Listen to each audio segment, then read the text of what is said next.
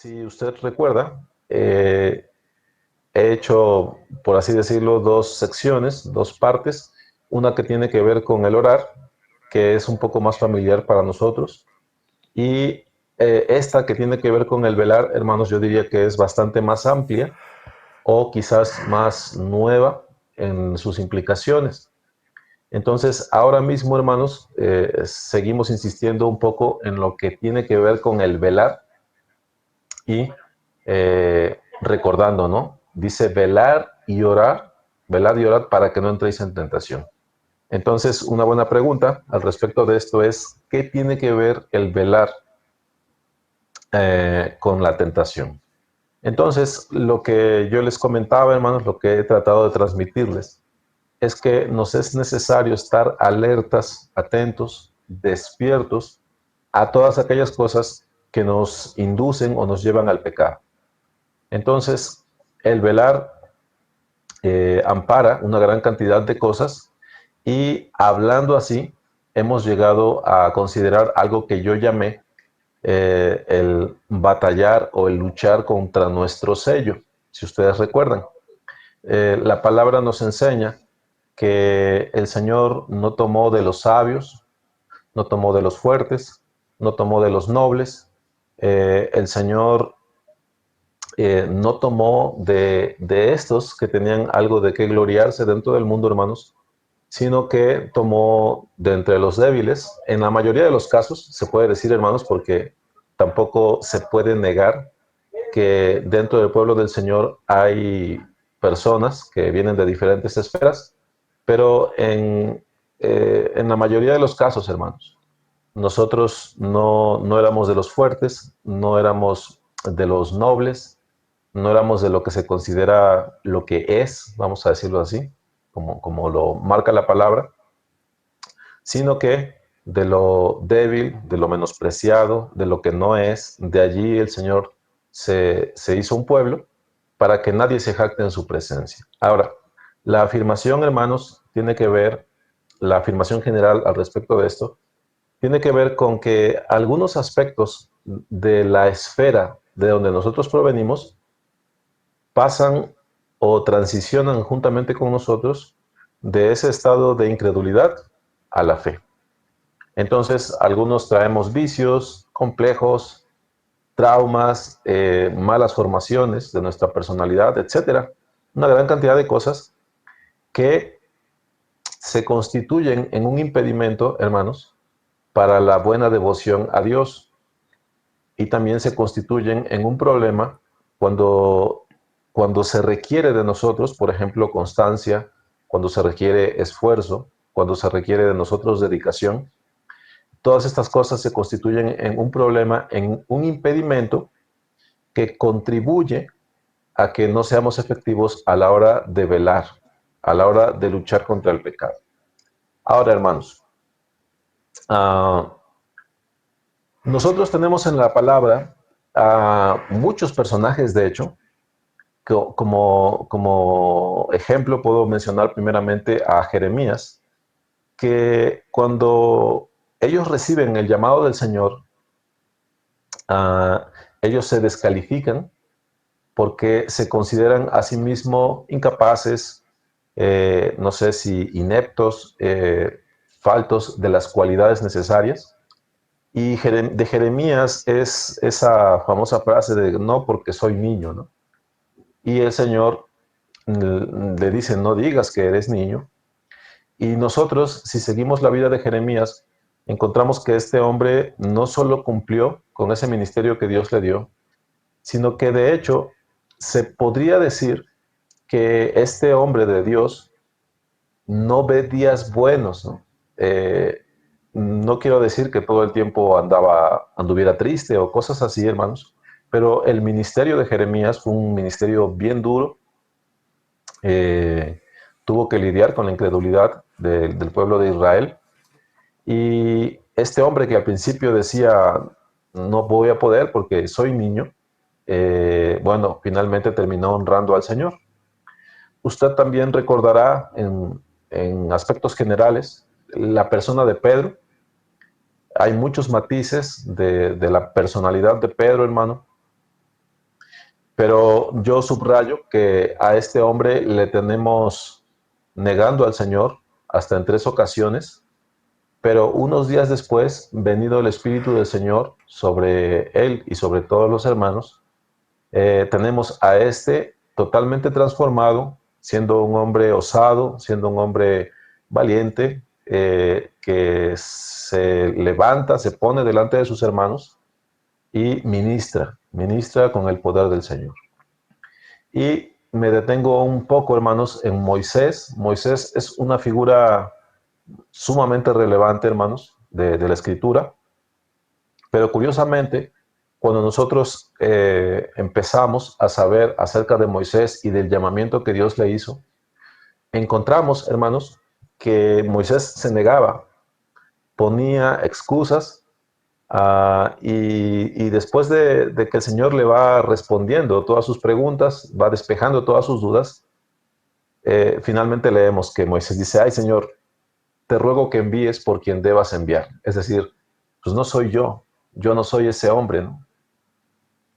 El Señor le sigue manifestando que es Él el que Él ha escogido, y Moisés persiste en esta idea: no puede ser que soy yo, mira, ni siquiera tengo un habla fácil, no, tengo este problema, y el Señor le va solventando. Ahora, lo interesante con respecto a Moisés, hermanos, y algo que pasa desapercibido para algunos de nosotros, yo el primero, hermanos, es que de hecho, cuando Moisés irrumpe delante de Faraón, él lo hace juntamente con Aarón, su hermano, que es a quien Dios proveyó para que le acompañase.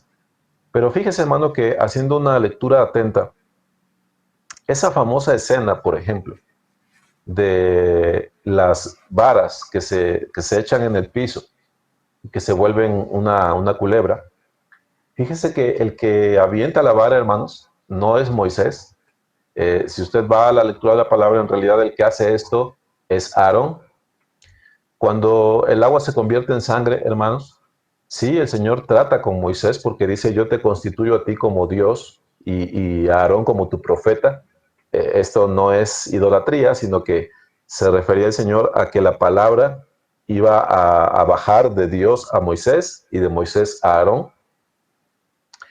Pero aún ese pasaje donde el agua se convierte en sangre, el que ejecuta, el que levanta la vara, el que ejecuta esta plaga, es Aarón también, hermanos. Ahora, si nosotros damos seguimiento al caso de Moisés, hermanos, vamos a encontrar que conforme el texto avanza, conforme la historia avanza, y no hablo nada más de la historia de Moisés y Aarón con Faraón, me refiero a la historia amplia de Moisés y ese suceso, y lo que sucede también con el pueblo de Israel cuando sale.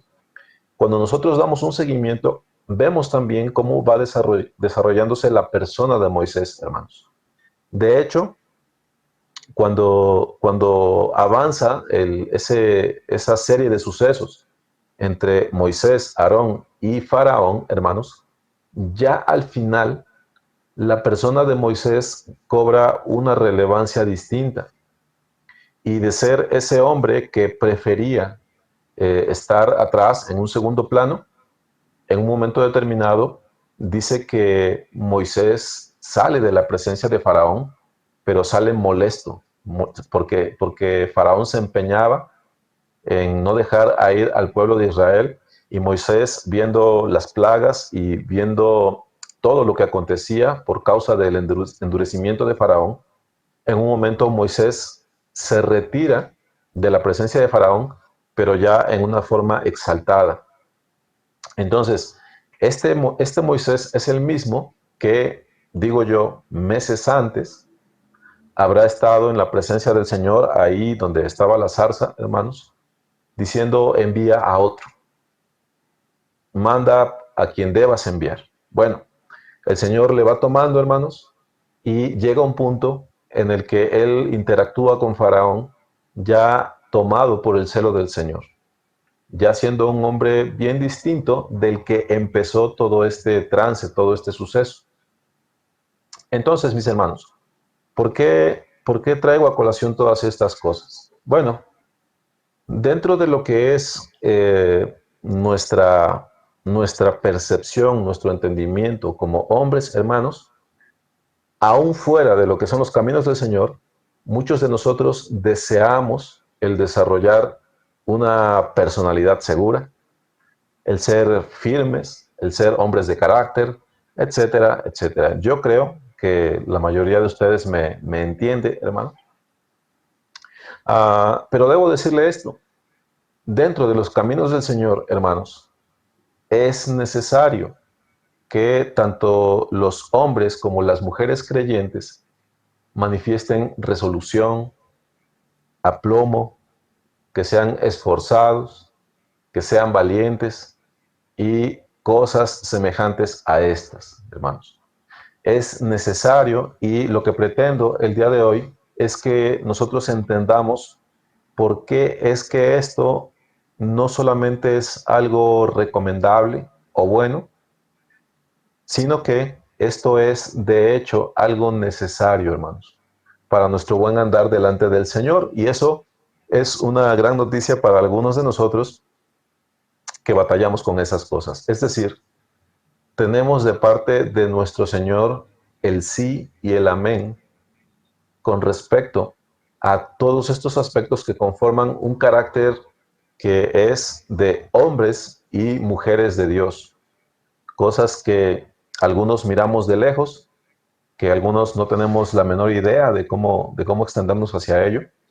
Entonces, la gran noticia, hermanos, la gran revelación, se puede decir así, es que Dios da el sí y el amén a estas cosas, porque de hecho es Dios mismo el que manda al hombre que sea así delante de él. Ya sabe usted, yo te mando que te esfuerces y que seas valiente. Orad sin cesar implica que nosotros persistamos en la oración. El hombre de doble ánimo es inconstante en todos sus caminos. Dentro de todas estas cosas, hermanos, hay un señalamiento claro hacia lo que es un carácter sano, el carácter del varón perfecto.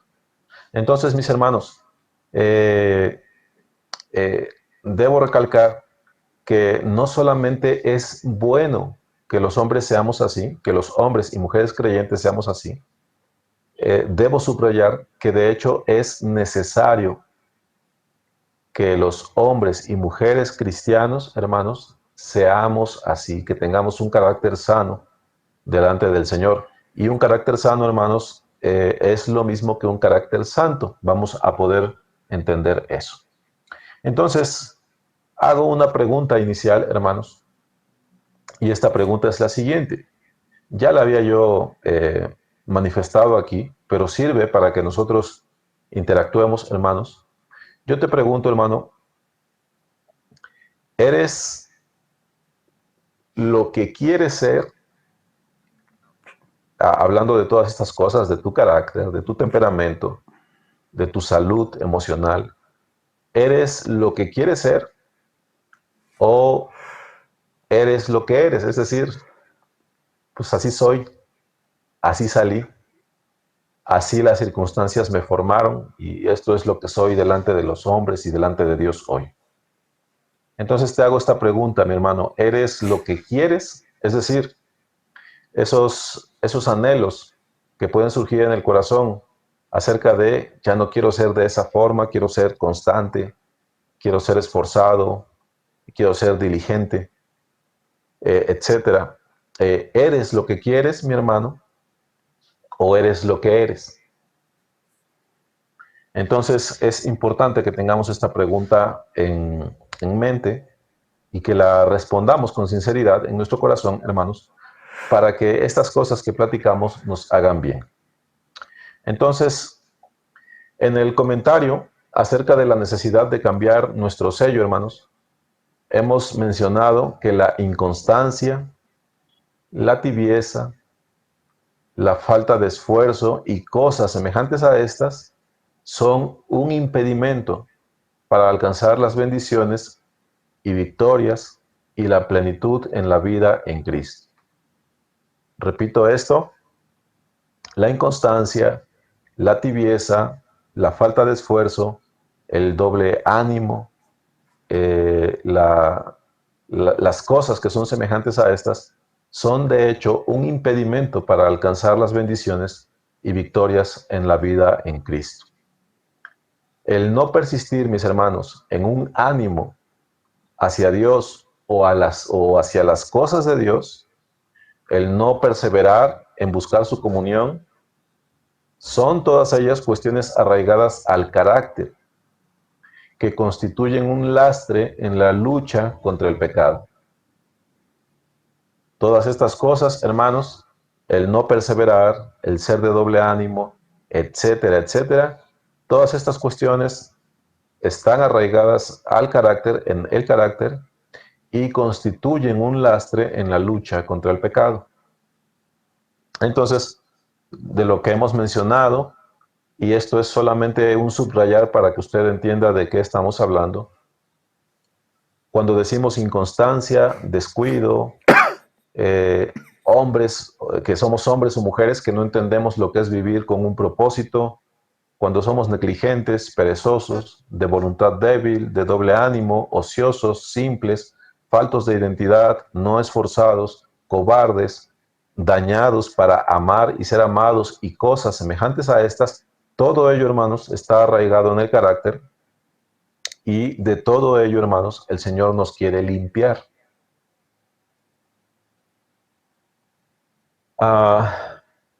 La segunda carta de Pedro, capítulo 1, versículo 5, dice, añadid a vuestra fe virtud. Y lo que hoy vamos a tratar de hacer es explicar que la virtud reflejada en el carácter no solamente es conveniente, sino que su ausencia, hermanos, tiene un trasfondo pecaminoso. Un trasfondo pecaminoso en sí mismo y que debemos aborrecer y combatir. Ahora, hermanos, una afirmación que para algunos puede sonar sumamente exagerada es que nuestro Señor incluso nos enseña cómo es que debemos sentir los creyentes. Pero, ¿de dónde sale esto, hermanos? Bueno, la gestión de las emociones y del carácter, hermanos, casi siempre es desplazado en la mente del creyente porque entendemos que nuestra batalla, bueno, es contra el pecado, ¿no?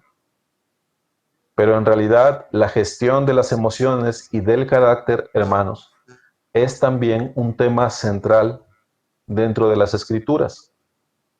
La palabra no solamente se trata de la batalla del creyente contra el pecado.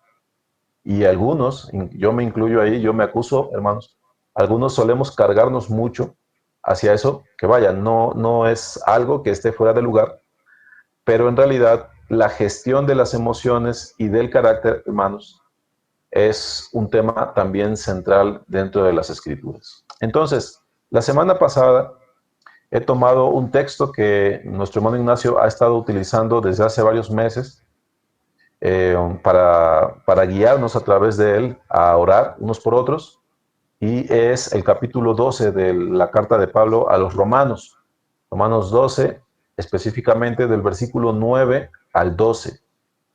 Y yo creo que la mayoría de los presentes ya más o menos se lo saben, o lo podrán parafrasear bastante bien. Romanos 12, del 9 al 12, dice, el amor sea sin fingimiento, aborreced lo malo, seguid lo bueno, amaos los unos a los otros con amor fraternal, en cuanto a honra, prefiriéndoos los unos a los otros, en lo que requiere diligencia, no perezosos, fervientes en espíritu, sirviendo al Señor, gozosos en la esperanza, sufridos en la tribulación, constantes en la oración. Si bajo este tema que estamos tocando, hermanos, nosotros examinamos esta cita de Romanos 12, del 9 al 12, vamos a encontrar que en prácticamente todo el texto, nuestro Señor nos está señalando el cómo sentir, lo cual, repito, inicialmente parece un exceso, Pareciera que se trata de una especie de tiranía, porque los hombres no estamos acostumbrados a procesar las cosas de esa manera. No estamos acostumbrados a que se nos diga cómo debemos sentir. De hecho, esta expresión de nuestra humanidad, el sentir, generalmente brota, ¿no? Es decir, pues yo sentí abrazar a mi hermano, ¿no? Yo sentí el reírme en ese momento. Yo simplemente me sentí triste y lloré, ¿no? Etcétera.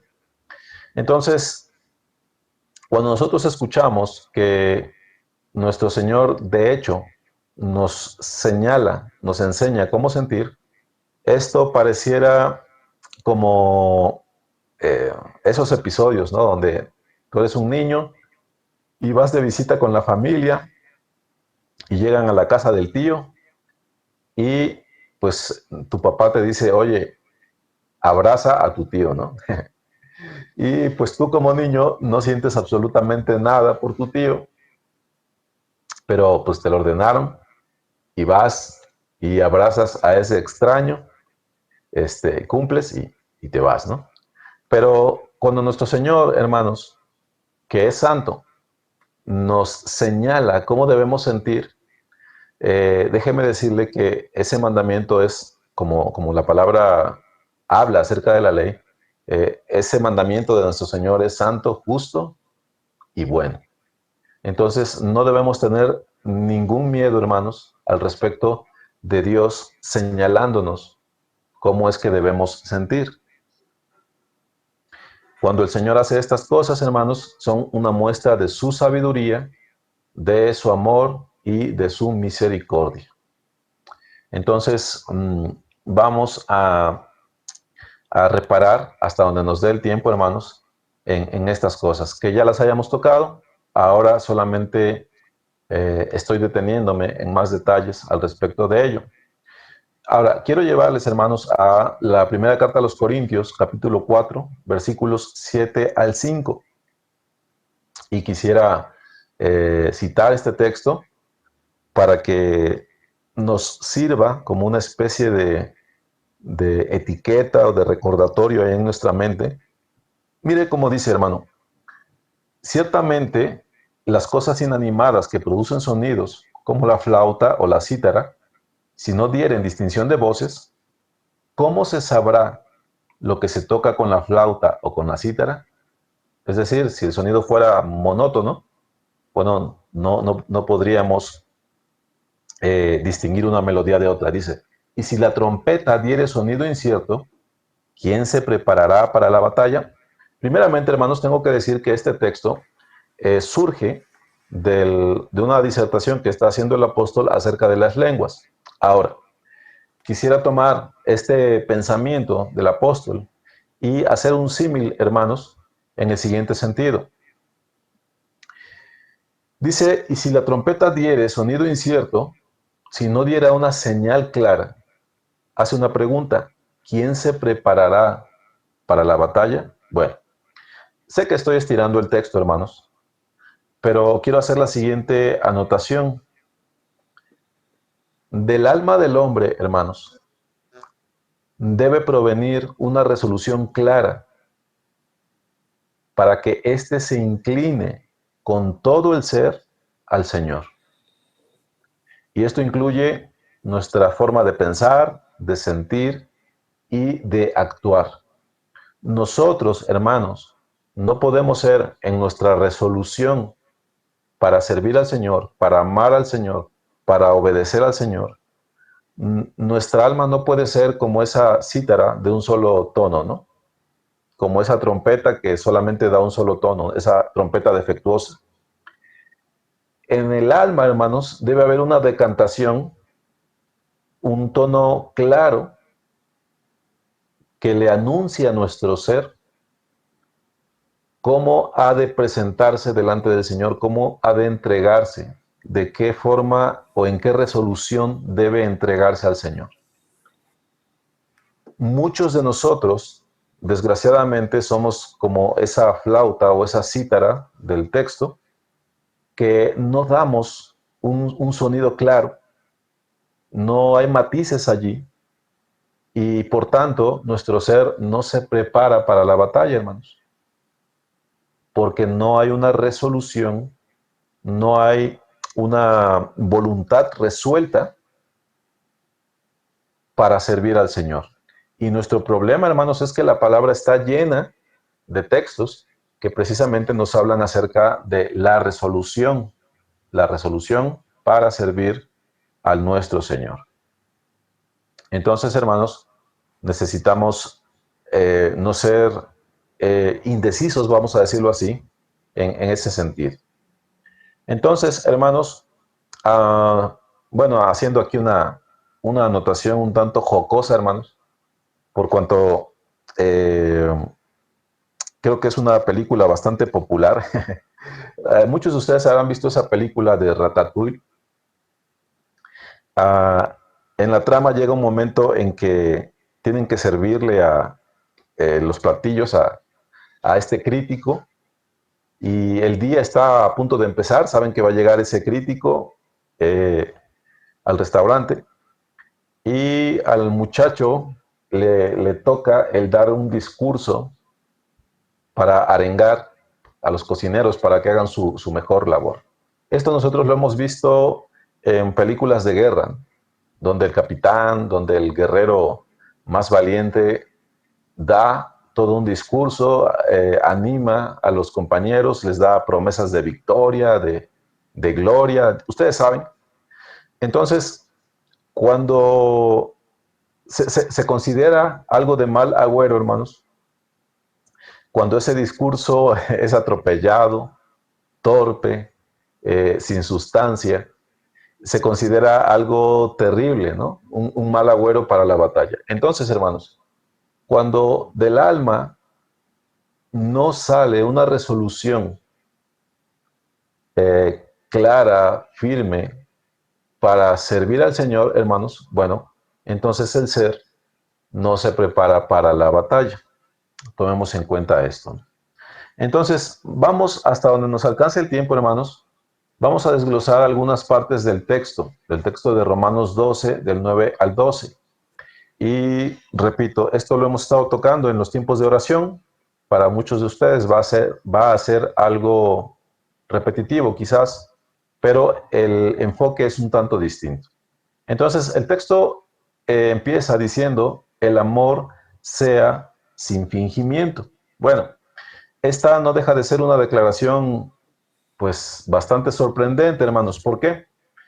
Porque estamos acostumbrados a relacionar el amor con un sentimiento y solemos pensar que los hombres no podemos mandar sobre los sentimientos. Es decir, o te amo o no te amo, o sea, simple y sencillamente, ¿no? O te estimo o no te estimo. Pero es algo raro que tú me des un mandamiento acerca de cómo yo debo amarte. Bueno, en este caso, el mandamiento tiene que ver con que el amor sea auténtico, que el amor sea sin fingimiento. Ahora, hermanos, este principio parece semejante o es semejante, por poner un ejemplo, al no codiciarás. Y es un mismo caso, hermanos, porque yo podría defenderme diciendo, bueno, es que la codicia brota de mi corrupción, sin ningún permiso. Simplemente brota como un escurrimiento nasal, voy a decirlo así. Bueno, simplemente eso fluye y es involuntario y es ingobernable. Así solemos pensar algunos de nosotros. Y sin embargo, el mandamiento, hermanos, es no codiciarás. Y ya sabe usted, tiene que ver que no codicies a la mujer de tu prójimo, ni su asno, ni su viña, ni nada que es propiedad de tu prójimo. Entonces, ¿cómo puede dársenos un mandamiento acerca del codiciar, del no codiciar? Y también, ¿cómo puede dársenos un mandamiento al respecto del amor, de cómo yo debo amar? Bueno, hermanos, tengo que decir lo siguiente. ni la codicia ni el amor son agentes libres o independientes de la persona que los experimenta. Tenemos que desafanarnos de esa idea.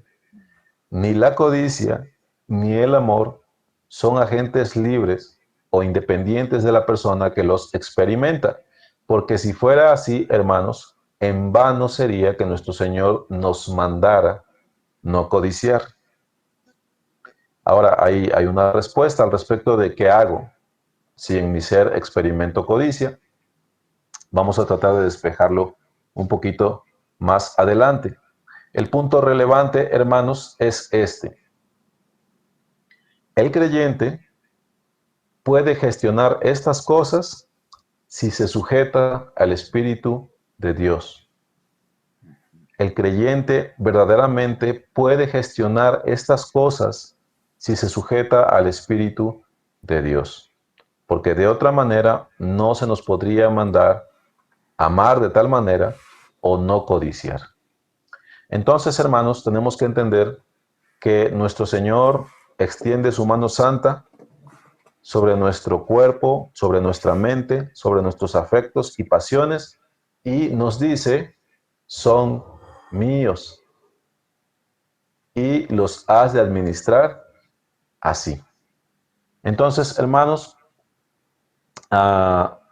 nosotros encontramos que la voluntad de Dios es irresistible, pero Él en este caso, hermanos, nos tiene paciencia, no nos obliga, sino que nos guía, hermanos, por un camino más excelente.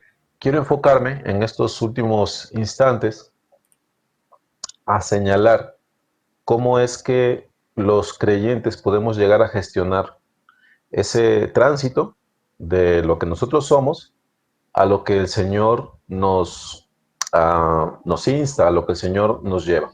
Bueno, en las acciones de gracias, hermanos, les comentaba que en mi caso particular, a mí me ha estado sirviendo el poner mi atención sobre estas cosas, hermanos, porque me he explicado, he entendido cuáles son las cosas que he dejado de hacer con respecto al primer amor que uno tiene para con el Señor. Me he podido explicar en qué he cambiado y he podido indagar un poco al respecto de cuál es la diferencia entre este Alfonso y el Alfonso que empezó en el camino del Señor hace ya varios años, hermanos. Bueno, estaba yo meditando, hermanos, en la mañana, que, por ejemplo, cuando trabajaba yo con Isra en la panadería, en una ocasión, ya casi al final de mi estancia allí, bueno, me mandaron un mensaje en la madrugada porque se estaba incendiando literalmente la panadería, ¿no? Bueno, como el caso era evidentemente urgente, demandante, por la naturaleza tal de este evento, hermanos, yo como un resorte me levanté de mi cama, estaba yo descansando, era la madrugada, y fui, pues yo vivía a media cuadra escasa de la panadería.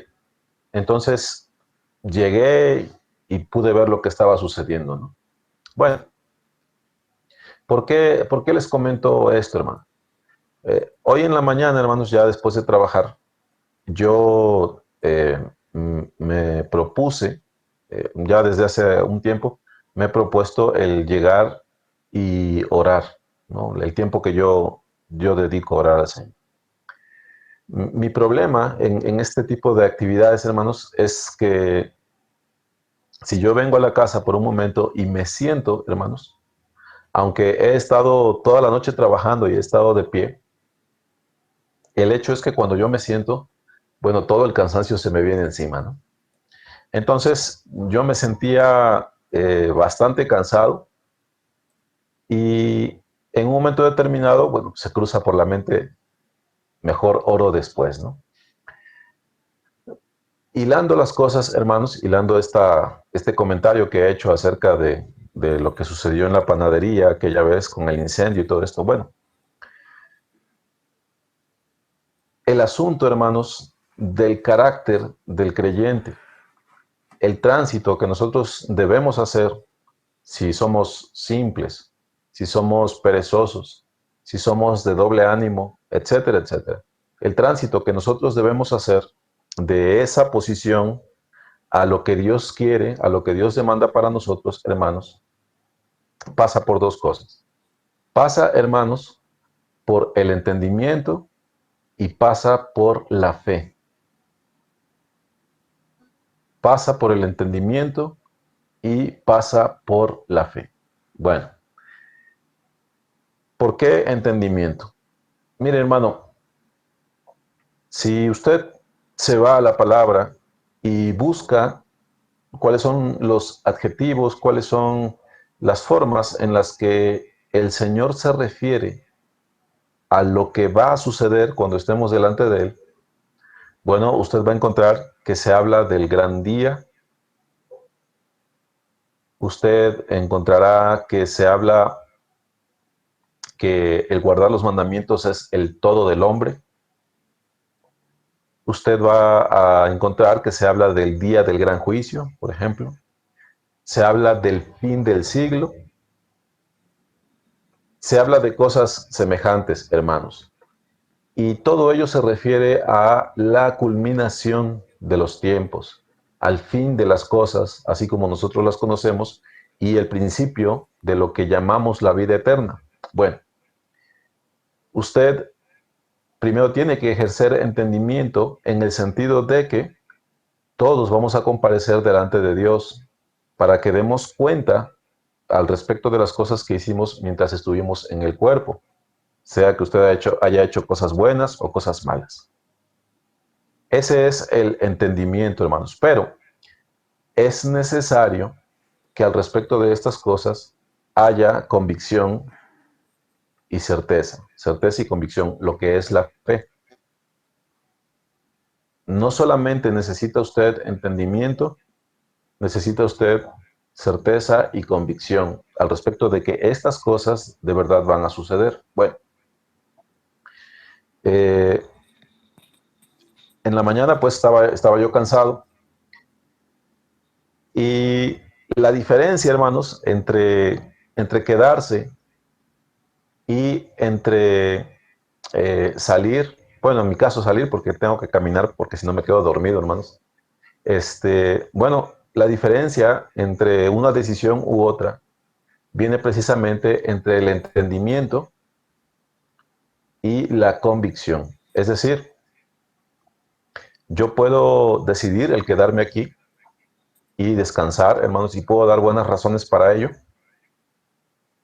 pero es necesario, hermanos, si yo creo que va a haber un día al cual se llama el gran día del Señor, si yo entiendo que el guardar los mandamientos es el todo del hombre, si yo creo que hay un día al cual se llama el día del gran juicio de Dios, si yo creo que los acontecimientos de esta vida se dirigen hacia lo que es la culminación, el fin del siglo, bueno, hermanos, entonces, si yo creo esas cosas, me es necesario el esforzarme. Me es necesario el renunciar a lo que es la placidez, el sosiego. Necesito levantarme y buscar las cosas del Señor y el empeñarme en ello. Entonces, hermanos, un punto al que quiero llegar y al que quiero apresurarme es el siguiente. Yo ya lo he comentado en otras ocasiones, pero viene al caso, hermanos, en este punto. Los hombres, hermanos, los hombres dentro de la gracia, estamos llamados a creer lo que Dios dice. Ahora, hay promesas, hermanos, dentro de la palabra del Señor Pero estas promesas, hermanos, muchas veces, la mayoría de las veces, tienen un condicionante. ¿Cuál es ese condicionante? Ese condicionante, hermanos, en muchas ocasiones, tiene que ver con el esfuerzo humano. Ahora, aquí yo sé que algunos podrían tomar tomates y arrojármelos a la cara, hermanos, pero déjenme explicar en qué sentido digo que algunas de estas bendiciones, hermanos, dependen en gran medida del esfuerzo del hombre. Bueno, en un comentario que ya he hecho, hermanos, en otras ocasiones, he querido dar a entender lo siguiente. Por poner un ejemplo, al pueblo de Israel, hermanos, particularmente a este pueblo que es liderado por Josué, perdón. Ellos pasan el Jordán y ya se encuentran dentro de la tierra de Canaán. Y la primera ciudad que ellos encuentran es la de Jericó. Bueno, lo que el Señor manda al pueblo es que la estén rodeando, ¿usted recuerda? Y que lo hagan por 7 días.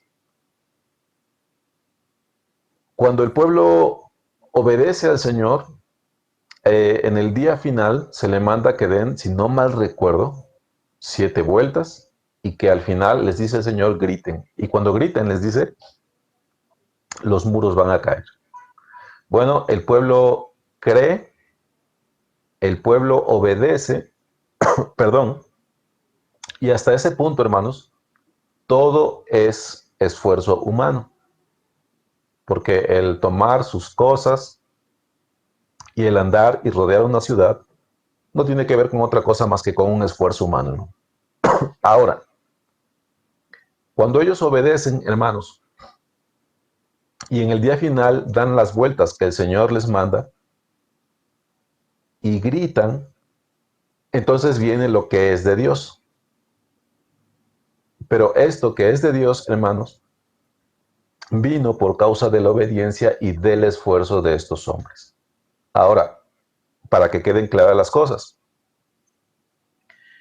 el que yo dé vueltas a una ciudad, hermanos, a una fortaleza, que la rodee y que al final yo le dé más vueltas y grite, eso no implica que ésta va a caer, hermanos. Esto solamente sucedió así porque el Señor estableció esta forma y esta promesa para el pueblo de Israel en esa ocasión. Bueno, usted tiene antes de ese evento a Moisés que está peleando, se me va el nombre del pueblo contra el cual están peleando, pero el Señor manda a que Moisés levante los brazos. Mientras Moisés levanta los brazos, el pueblo del Señor prevalece, pero cuando Moisés se cansaba y bajaba los brazos, entonces prevalecían los enemigos del pueblo de Israel. Esto era un esfuerzo humano, hermanos, sí, que él levantara sus brazos y que aguardar en el Señor, bueno, tenía que ver con sus fuerzas y con la fe. Ahora, ¿significa esto que cualquier hombre, para vencer a sus enemigos, basta con que levante sus brazos y las cosas suceden? Pues no, hermanos. En el mundo en el cual vivimos, en las leyes bajo las cuales vivimos, el que tú levantes tus brazos o levantes una vara no tiene ningún efecto sobre tus problemas, sobre tus enemigos. Pero Dios estableció en esa ocasión que sucediera así y fue necesario que Moisés creyera y fue necesario que se esforzara. ¿Qué tanto hablamos de esfuerzo, hermanos? Que incluso el pueblo de Israel, o Moisés, pues, solucionó esto mediante 2 hombres que sostenían sus brazos porque a él se le cansaban para que hubiese firmeza en él. Entonces, así fue como el Señor dio victoria. Bueno, hace poco compartí con ustedes lo que sucedió entre el profeta Eliseo y, si no mal recuerdo, Josías. El profeta le dice a Josías, tira una flecha por la ventana, y este la toma y la avienta. Y entonces, después de hacerlo, el profeta le dice, saeta de salvación. Es decir, el Señor va a salvarte de tus enemigos, va a salvar al pueblo de sus enemigos. Y después le dice, golpea el suelo con las saetas. Y el rey lo golpea, pero solamente golpea unas cuantas veces. Y el número de golpes que dio en el suelo determinó el número de victorias que iban a tener sobre los enemigos de Israel. Bueno, que tú tomes una flecha, mi hermano, y la lances y atravieses tu ventana y salga, bueno, no significa nada, hermano.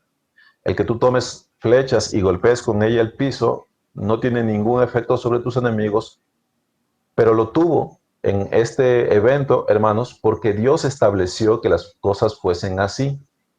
Bueno, eh, el Señor Jesucristo, por dar un ejemplo del Nuevo Testamento, cuando van y le piden el impuesto al Señor por él y por el discípulo suyo, le dice a Pedro, ve al mar y echa el anzuelo, dice, y el primer pez que saques, ábrele la boca y vas a hallar en él un estatero, una moneda de una cierta denominación, dice, dalo por ti, dalo por mí y por ti. Paga el impuesto. Bueno, ya quisiera yo, hermanos, me iría a vivir a Veracruz. Si fuera cosa de tomar un anzuelo y echarlo a la mar y de ahí sacar dinero, hermanos, qué bueno fuera. Pero la vida no funciona así, hermanos. Pero fue así porque el Señor así determinó las cosas. Bueno, ¿qué quiero decirte con todo esto, hermano? Nuestro Señor ha determinado lo siguiente, por poner un ejemplo. Yo te mando que te esfuerces y que seas valiente. Y entonces el Señor promete estar contigo. Tienes que esforzarte en la gracia, hermanos, ocupar los recursos que Dios te ha dado. Y lo bello de esta promesa, hermanos, es que nuestro Señor no miente. Él no es como un hijo de hombre, ¿verdad? Que hoy dice una cosa, pero mañana se arrepiente. Nuestro Señor es fiel. De tal manera, hermanos, que si nosotros cumplimos lo que son las demandas del Señor, hermanos, entonces Él cumple la promesa que ha dado. Entonces, dentro de esas promesas, hermanos, para sus bendiciones, tiene que ver lo siguiente. En lo que requiere diligencia, no seas perezoso, hermano. Tienes que ser ferviente en el espíritu, sirviendo al Señor. Es decir, dale importancia, dale su lugar a las cosas del Señor. Ferviente en espíritu, sirviéndole. Tenía unas anotaciones, hermanos, que ya no voy a compartirles por el tiempo acerca de esto.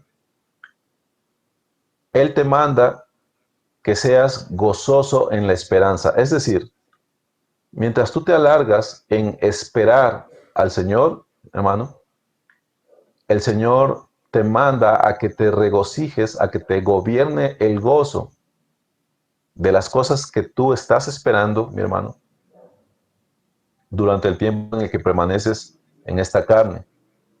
Sufridos en las tribulaciones, es decir, si te toca sufrir, mi hermano, por causa del Señor, aún en ello, el Señor nos manda que nosotros lo padezcamos y que no rehuyamos de estas cosas, sufridos en la tribulación. ¿Por qué, hermanos? Porque es un honor para el hombre que se le conceda sufrir por el Señor. Y dice constantes en la oración. ¿Cómo cobran sentido todas estas cosas, hermanos? Cobran sentido mediante el entendimiento, primeramente, hermanos, mediante comprender por qué habla así la palabra, pero también mediante la fe, mediante la certeza y la convicción de que estas cosas son así. Entonces, hermanos, termino con este comentario. Durante mi juventud incrédula, hermanos, y en parte de mi juventud como un creyente, yo me conducía en la simpleza porque decía que no hallaba una causa a la cual yo pudiera entregarme. No encontraba una causa digna a la cual pudiera entregarme en esfuerzo, en constancia, en dedicación. Según yo, pensaba de esa manera. Venido a la fe, hermanos, uno de los peores errores que nosotros podemos cometer es no darnos cuenta que nos hallamos precisamente ante la causa de todas las causas. El peor problema, el peor pecado que nosotros podemos cometer, hermanos, es que no conozcamos el día de nuestra visitación, es decir, que no comprendamos que nos encontramos ante el verdadero, ante aquel que es verdaderamente digno de nuestro mayor esfuerzo, de toda nuestra dedicación, de nuestra consagración a Él. Cuando los hombres no comprendemos eso, sino que andamos en la simpleza, entonces no somos esforzados, hermanos, puesto que no ponemos nuestros sentidos allí, no volcamos nuestro ser, no entregamos nuestras fuerzas y nos convertimos en hombres que hoy queremos, pero mañana ya no se nos encuentran. Somos hombres de doble ánimo, somos hombres que acusamos debilidad, somos tibios quizás, somos hombres inconstantes, infieles, etc. Entonces, mis hermanos, me voy a detener en este punto. Quisiera invitarles a lo siguiente, hermanos. La palabra nos manda que nos esforcemos en la gracia. No es simplemente el que yo diga, bueno, ya no voy a faltar a la iglesia. No solamente les estoy llamando, hermanos, a que nos dediquemos a las cosas que nos dicte nuestra conciencia. Es necesario, hermanos, para eso está el texto bíblico, es necesario que nosotros pongamos atención. El amor sea sin fingimiento, aborreced lo malo, seguid lo bueno, amaos los unos a los otros con amor fraternal, en cuanto a honra, prefiriéndonos los unos a los otros, en lo que requiere diligencia, no perezosos, fervientes en espíritu, sirviendo al Señor, gozosos en la esperanza, sufridos en la tribulación, constantes en la oración. Esto es un indicio, hermanos, que denota el carácter cristiano, lo que debe ser el carácter cristiano. Entonces, me detengo, hermanos. Espero que de entre todas las cosas algo sea de bendición para ustedes.